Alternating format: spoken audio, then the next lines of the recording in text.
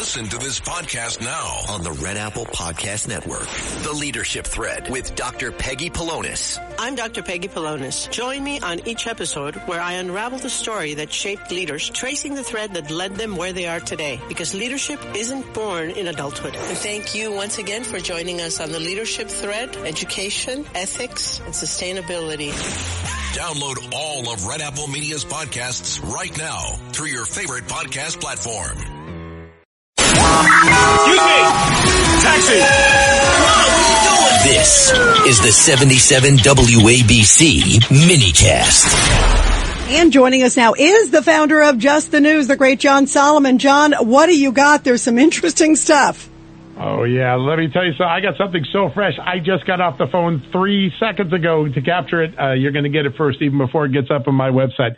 I just got off the phone with the majority leader of the United States House of Representatives, Steve Scalise, and Congressman Chip Roy. They announced that they will have a floor vote next week in the House combining the SAVE Act with voter ID. This will make sure that if this bill were to pass both chambers, people would require voter ID on election day to vote, and they'd have to show proof of citizenship before they would be allowed to register. It also requires states to more aggressively get those non-citizens off their voter rolls. There's been tens of thousands of non-citizens now been found on voter rolls across the state in these recent audits. Very scary stuff. This is a big vote. The bill was only introduced 4 or 5 days ago in Washington time. This is like lightning speed. Yeah. The vote's going to be in next Tuesday, Wednesday. The Senate will have it within a week, and the pressure will be on Johnson. You know where we all stand? I understand. I saw some of those polls last night, and 80%. Both Democrats and Republicans and independents feel that voter ID is expected. What's wrong with it? You need voter ID to get in an office building. You need voter ID to get a library card. To get a library book. Are you gonna walk into a library and say, "Take that book and trust me"? Yeah, how do you say? You're exactly right, John. There are very few issues in America that are 80%. This is an 80% issue. Yeah. Remember our rule, 80%, 80-20 rule. Actually, you guys, I'm looking at a poll, 84-16 rule. 80% of Democrats, too. I mean, Democrats are pretty closely behind this. Yeah. All we want is honesty and integrity. That's all we want. That's right. Yeah, we're not going to let the invaders, we're not going to let the migrants and the invaders take over our voting booths.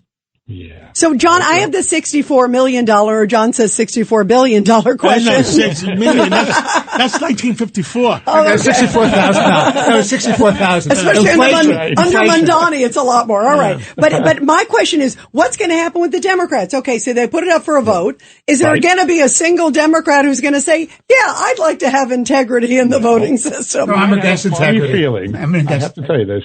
I had a funny feeling you were going to ask that, Rita, so I just looked it up before I left. The last time this came up in separate bills, late last year and early this year, 5 Democrats and 4 Democrats, respectively, in the 2 votes, did cross over in the House. Now, it's never gotten a vote in the Senate because John Thune has never brought it up for a vote, but I can tell you right now, President Trump, I've done some reporting on this state, he is going to be in every battleground state blitzkrieging until John Thune gets his vote on the floor. This is going to be a big deal. And the big opportunity that John Thune has is to change what we call the lazy filibuster, which means senators don't have to stand and keep the floor. They just say we threaten it, so then no one has to do it. If John Thune goes back to the old way of doing filibusters, those Democrats will wear out their time on the floor, and then they'll get a vote. And there's probably enough votes, 52, 53 votes in the Senate to get this passed. Wow, well, that would be enormous. If that happens, that would be so transformative in America. I love it. Honesty and integrity. That's all we want. Yeah, why would you not want to have that? Why would you not want to have faith? Which Democrats do not want voter ID? That's right.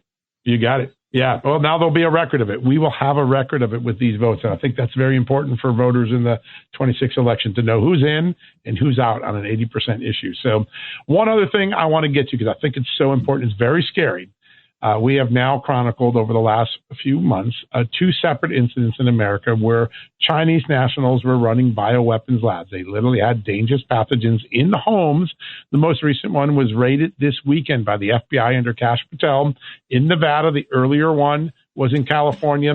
Tomorrow we're going to reveal that those 2 locations are connected by the same people. Now, that's a scary thing, because where are these pathogens coming from? Well, we have a story leading our site right now. It's the number one story on Just the News. There are dozens of Chinese students and scientists who are members of the Chinese Communist Party, who have attended schools tied to the Chinese military or work for companies that do work for the People's Liberation Army, who are currently involved in American universities in research projects, many of them funded by the United States government and taxpayers. We have a complete list, complement of the American Accountability Foundation, a watchdog, a nonprofit watchdog that went through every single visa in a student to figure out who the people were, and then they went and tracked every student's history in Chinese news media and in Chinese records. This is a tsunami of Chinese CCP-connected researchers that are on our soil right now. I just talked to Senator Ron Johnson, the chairman of the Senate Permanent Subcommittee on Investigations. He said he is going to be on this like butter on bread. He's going to make sure that every one of these scientists are vetted, and any one of them with a CCP or military record is kicked out of this country quickly. But the size and scope of this, it's hundreds of researchers from China tied to the CCP currently in our universities accessing our most sensitive technology. All right, John, this is Rudy. Didn't one of these individuals that was arrested, this is the second arrest? Yes, it is. I mean, I get to the point, I don't even take us serious as a government. I mean, why is he walking around? There's a good answer. It's called the Biden administration. People got arrested and they got released. The first arrests were 23, and then these people get released, and you go back again. It's deja vu all over again. This time, they're not going to be released. Donald Trump and Kash Patel and Pam Bondi are determined. We're going to learn some new details on this Friday. Kash Patel is going to come on our show, and he's going to lay out what they found. There's some really scary things, I'm told, found in this house. And by the way, this house was also being used as an Airbnb at the same time. Those pathogens. I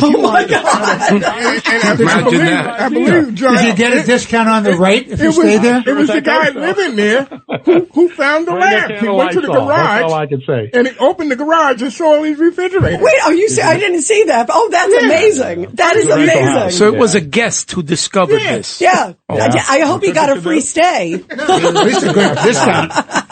Yeah. That's incredible. Well, John, thank you very much. We love you. We appreciate you. Boy, this has been eye-opening in many, many ways. Thank you, John. Thanks, guys. Appreciate it. Thank you. Thank you. Every week, the Payne family cuts straight to the real financial story. The one question, Bob, everyone's asking is, are we in an artificial intelligence bubble? You've been through boom and bust. What do you think? No hype, no myths. Just what actually matters to your money.